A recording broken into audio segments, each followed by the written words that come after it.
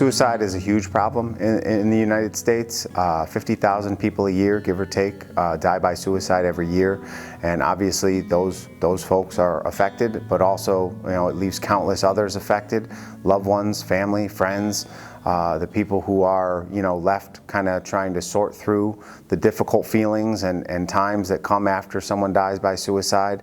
I would say absolutely suicide is a problem. My oldest son, Dean, died by suicide 11 years ago. Dean had pretty much a 4-year battle with substance use. Dean, in his addiction, was struggling, and we all knew that he was struggling, and we thought he was handling it. At the time he was going, I'm sorry, I get a little filled up talking about this.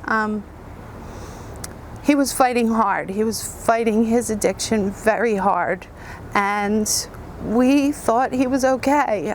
Dean hung himself, and he actually, where we're sitting behind me, there used to be a shed, and that's where Dean hung himself. And I vowed that there would be life where he died. And by his first anniversary the next year, I had his garden built. And it's pretty much one of my favorite things to do when I need to feel peaceful, is just to be out here, and it's another way I can still take care of Dean.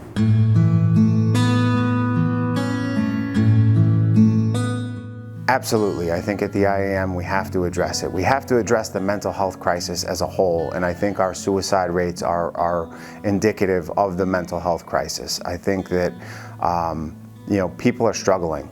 We have to treat mental health and substance use disorder together.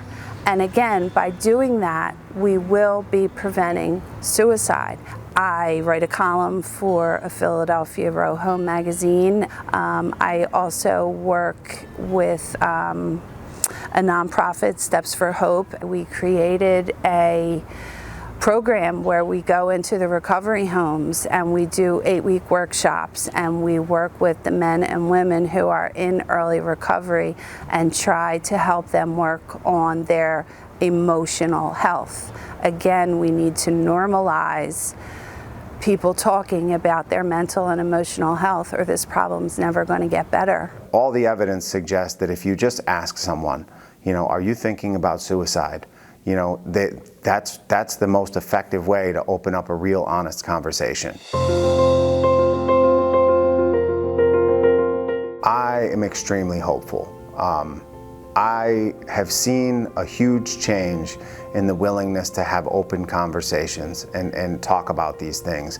The word stigma is thrown around a lot, and I see the stigma breaking. I see a willingness to open up, and when there are mental health crises, when there are addiction crises, there was so much shame and secrecy, and now I see people being willing to talk about it. And from my personal experience and from my professional experience, that is the antidote, is open and honest conversation.